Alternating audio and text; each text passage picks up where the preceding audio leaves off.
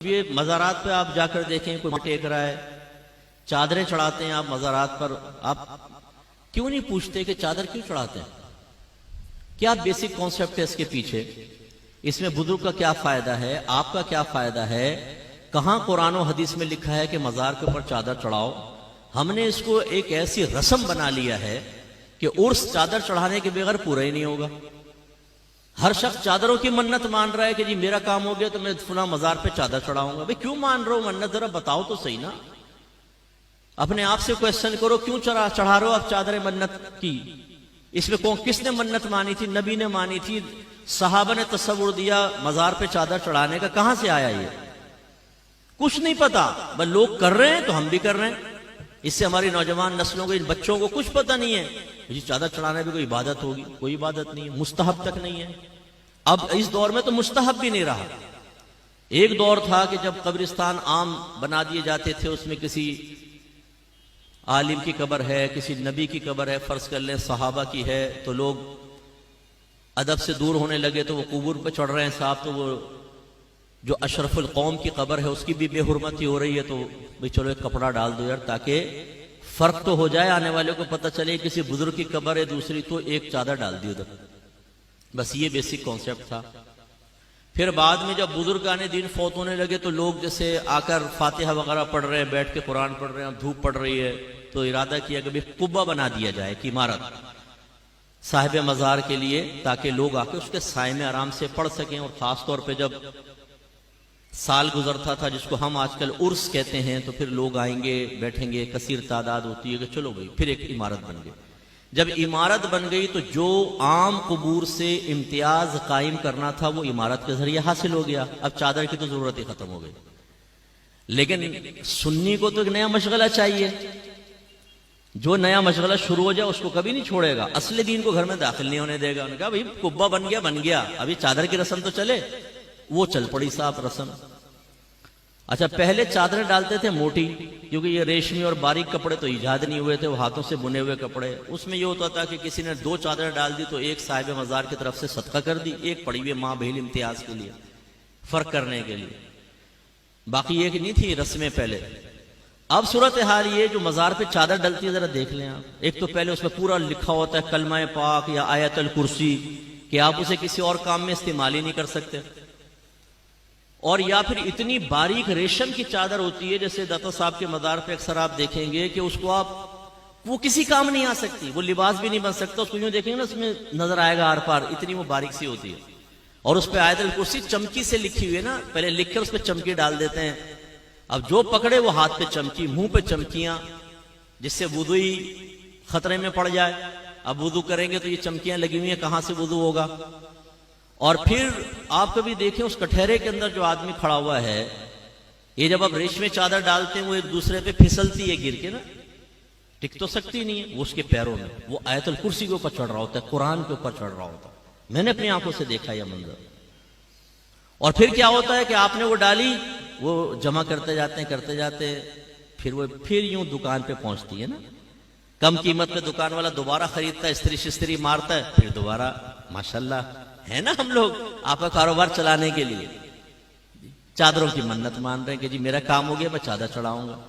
بھائی منت کسے کہتے ہیں؟ سب سے پہلے یہ سوچو، مجھے یقین ہے آپ میں بہت کم لوگ جانتے ہوں گے کہ منت کیا ہے، کسے کہتے ہیں منت، اس کا کیا شرعی تصور ہے، بہت کم لوگ جانتے ہوں گے، کیونکہ میرا 30 سالہ تجربہ ہے، مجھے معلوم ہے کہ ہم کتنی معرفت رکھتے ہیں۔ دوسری بات یہ چادر کی منت کہاں سے ایجاد ہوئی؟ اب ہم کہیں گے ہمیں نا مفتی صاحب ہم نے ایجاد کی ہے۔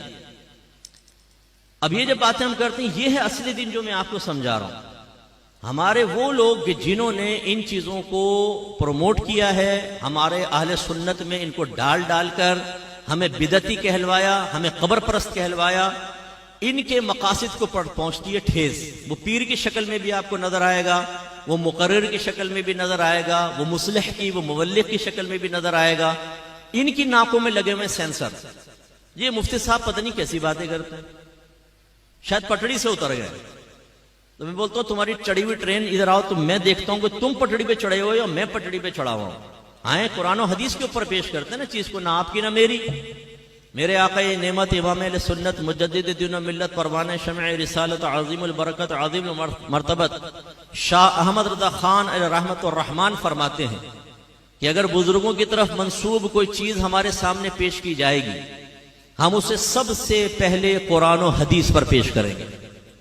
اگر اس کے مطابق ہوگی تو قبول کریں گے, اگر اس کے خلاف ہوگی تو ہم یہ کہیں گے کہ یہ ہمارے بزرگوں نے نہیں کیا بلکہ نفس پرستوں نے یہ کام کر کے ہمارے بزرگوں کی طرف منسوب کر دیا. یہ میں تو نہیں کہہ رہا ہوں, پڑھیں ذرا فتاوی رضویہ. اچھا یہ بھی ایک میرا درد ہے بہت بڑا جی. کنز الایمان پڑھیں, بہترین ترجمہ قرآن ہے, بہترین ترجمہ قرآن. اس سے کان میں پوچھو تو نے پڑھا کبھی کنز الایمان پورا؟ نہیں, آج تک نہیں پڑھا ہوگا, آج تک نہیں پڑھا ہوگا. خود کنز الایمان پڑھا نہیں ہے جی, پڑھے بہترین ترجمہ قرآن. واقعی وہ بہترین ہے, لیکن پڑھو تو صحیح بھائی. اعلی حضرت قاطع بدعت تھے, بدعت کا قلع کما کر دیا. کہاں کیا ہے؟ آپ کو کیسے پتا چلا؟ آپ کہیں گے جی فتاوی رضویہ پڑھیں. اچھا تم نے پڑھا ہے؟ آپ میں سے بہت سے ایسے ہوں گے جنہوں نے آج تک فتاوی رضویہ کو ہاتھ میں لے کر نہیں دیکھا ہوگا, شکل ہی نہیں دیکھی ہوگی فتاوی رضویہ کی کہ کچھ ہے یہ بھی. یعنی ہم لوگ بالکل بس وہ رسم کے پیچھے لگے ہوئے ہیں. ہمارے اکابرین نے جو باتیں بیان کی اس کو فراموش کر چکے ہیں. آج نعت خان ہمیں دین سکھائے گا, آج یہ پیشور مقررین ہمیں دین سکھائیں گے. ان کے پیچھے ہم چلنے کے لیے تیار ہیں, اور پورا مسلک اہل سنت ہم نے بدنام کر کے رکھ دیا. ایسے دھمال شمال مزاروں کے اوپر کوئی تصور نہیں ہے, ڈھول ڈھمکوں کا کوئی تصور نہیں ہے. آپ کو اگر بٹھا کر آپ کے کان کے پاس دھن دھن دھن دھن ڈھول بجایا جائے, بتائیں آپ خوش ہوں گے کہ تکلیف ہوگی؟ زور سے بولیں. اور آپ صاحب مزار کے پاس دم دھڑم دم دم دھڑم دم دم دھڑم دم. اور ہمارا عقیدہ ہے کہ مرنے کے بعد بھی جو عام مردہ ہے نا وہ بھی تمام بات سنتا ہے. میرے آقا صلی اللہ علیہ وسلم نے ارشاد فرمایا جب تم مردوں کو سلام کرتے ہو وہ اس کا جواب دیتے ہیں, لیکن تم اس کا شعور حاصل نہیں. اس لیے نبی کریم صلی اللہ علیہ وسلم جب قبرستان جاتے تھے تو کیا فرماتے؟ دعا کیا ہے؟ السلام علیکم یا اہل القبور, اے قبر والو تم پر سلامتی نازل ہو. یہ نہیں فرمایا السلام علیکم یا اہل القبر, یہ صرف سامنے قبر والا سن رہا ہے, نہیں, قبور جمع کا صیغہ استعمال فرمایا, تمام قبور والو تم سب کو سلام. اس کا مطلب ہے میوہ شاہ قبرستان کے ایک کنارے پہ کھڑے ہو کر جب آپ یہ دعا پڑھیں گے ہر قبر کے اندر آپ کے سلام کی آواز پہنچے گی. اتنی سماعت تیز ہو جاتی, اور وہ جواب بھی دیں گے. تو پھر صاحب مزار جس کو اللہ تعالیٰ نے عام لوگوں سے زیادہ روحانی طاقت عطا فرمائی, وہ تو کہاں تک سنتے ہوں گے. اور ان کے کان پہ کھڑے ہو گے آپ دھم دھم دھن دھن ڈھول بجا رہے, اس سے ان کو راحت سکون ملے گی کہ تکلیف ہوگی؟